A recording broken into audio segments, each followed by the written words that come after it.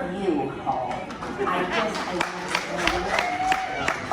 And it's a story of this young scholar, this young, wise scholar who is blessed with this most beautiful, lovely voice and a beautiful, lovely heart. And like her ancestors before her, went off journeying and wandering. From coast to coast she went, and she finally landed in a sweet little village near some gorgeous mountains. And this is where she stayed. And she came to this place, and like many stories from Torah, similar here, she met a stranger, like seemingly a random person, who was not so random, but seemingly random. And so this random, not so random stranger said to her, "Do you want to come teach Hebrew school at Barsha?" And what do you know? Our young scholar said yes. She looked to be 19 or 20 years old. And she still does, which is kind of scary. You, Holly, are the essence of Paul Harsham's goals. Goals to celebrate together, lift each other up, inspire human potential, and to work to make the world more just. In 1992, I had moved to Boulder recently, the end of 91, and I was doing a play and met Caroline Solomon, and she asked if I would be interested in teaching at the local synagogue. So Deborah Bronstein sent Gina Hyatt over to the preschool while I was teaching to ask me if I would sub for Sukkot of 1995. And I was 25, 26 at the time. And I said, no, thank you. I've never led in front of people. I don't play guitar in front of people. I'm not qualified, but thank you so much. And Gina went back and literally walked back a few minutes later and said, no, Rabbi Bronstein wants you. And she said, they don't do it. I said, oh, okay. I had listened to Holly. She just was so wonderful. And I asked Gina, who was then our administrator, to go back into the room where Holly was working and ask her if she would consider being our part-time cantorial soloist. And Holly said, well, the rabbi must be confused because I don't know enough at this point for that. She must mean so-and-so, one of the other women. And I said, no, I don't mean so-and-so, because Holly can learn everything she doesn't know right now, but her soul is so pure and special. I want Holly. And thankfully, Holly said, yeah, I'll take the job. And she then underwent what she has called for many years Rabbi Bronstein's School of Hard Knocks. Seeing you, watching you on the bima, the spirituality that just emanates from you, the passion, the love of what you have done all these years is so infectious. And so I wish you and Marcia and the whole kit and caboodle the very, very best on this very momentous and special occasion. We've grown, we've changed, and we've been able to make so much amazing music together. And my hope is that it's enhanced congregational life at Arsha. One of the things that really Holly looked forward to every day was Torah. She absolutely loved the stage and was incredibly creative in writing the scripts each year.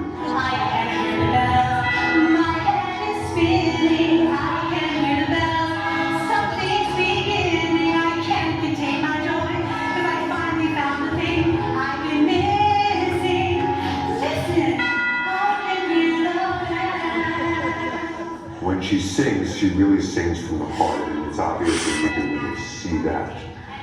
What folks may not know is that there's a little bit of a wild side to Holly as well. In other words, one could say she's a little bit liturgy and a little bit rock and roll. That would be obvious to folks who've seen her in some of the Chorumspiels over the years, how very much she gets into the parts that she acts, and particularly in one of her favorite roles of all time, where she was Tinkerbell flying through the air. So you can see the wild child sort of come out. Oh my goodness! Hello everyone! Hi Peter Pan! Hi Ben!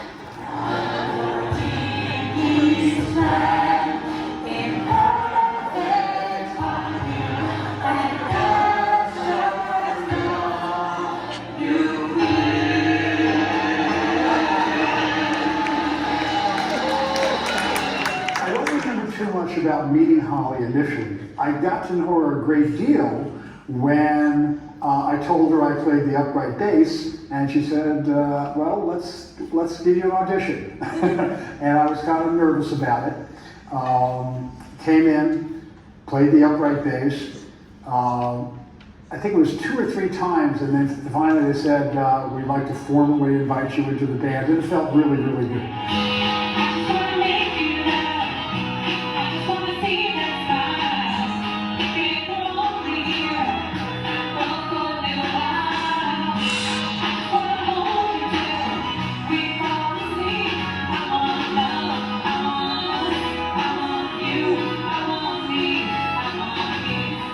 It was a wonderful experience, the time I had doing musical stuff with you. I hope you have a fantastic retirement. I'm enjoying mine. I'm up in Maine right now being a goat farmer at my friend's house. I wish you nothing but the best, and I hope to see you soon and often. For the past 23 years, Holly has been my teacher, my singing partner, my friend, and my confidant. And I don't have the words to let her know how much I'm going to miss her. So I thought I would sing a little bit instead. These are words from Madonna Lam that Holly and I have sung together so many times, and I know they're really meaningful to her. Be'adov ki ruchi Adonai li v'lo ira. Into your hand, Adonai, I entrust my spirit. God is with me, I shall not fear.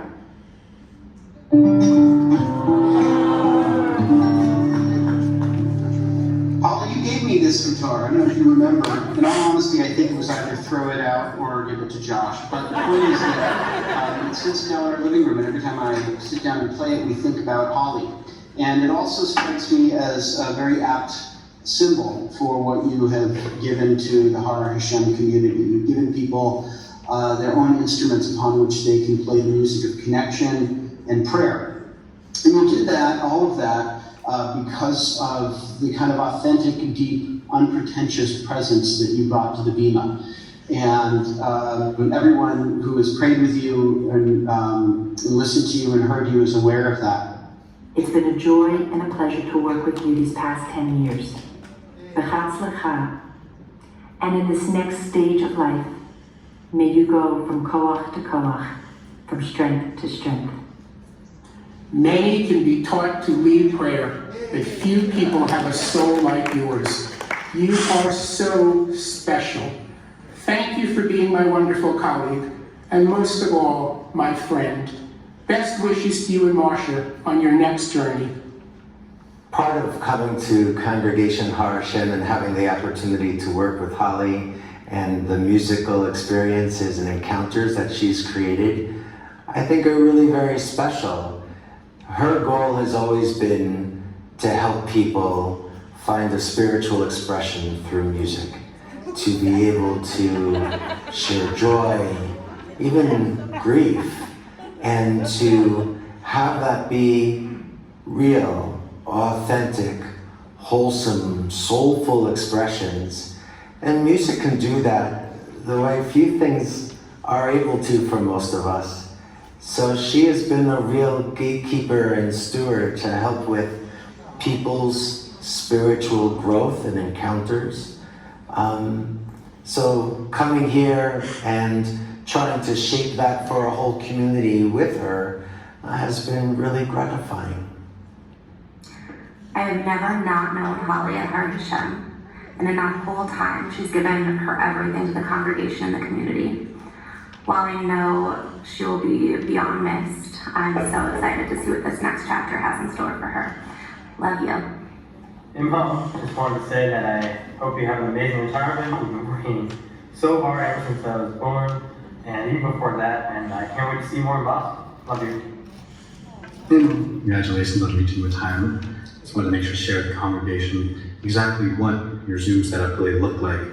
Beyond that perfect little rectangle everyone saw, I want to make sure you all know that below, whichever she was wearing, my mom was almost certainly wearing pajama sweatpants, not counting the literal bag of rocks and sand that kept her boom mic up, and the frequently running around barking dogs that were scuffling below her feet.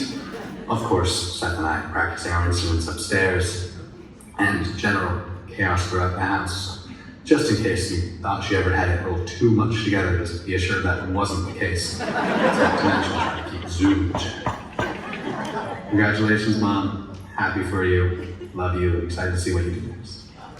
There's a great word in Yiddish called milos, which means great characteristics, and I don't have time enough to list all of Holly's milos. I would say that Holly has shared her pure heart with us for all these years, and the synagogue is a better place for her. God bless her on her next journey. I will miss her a lot.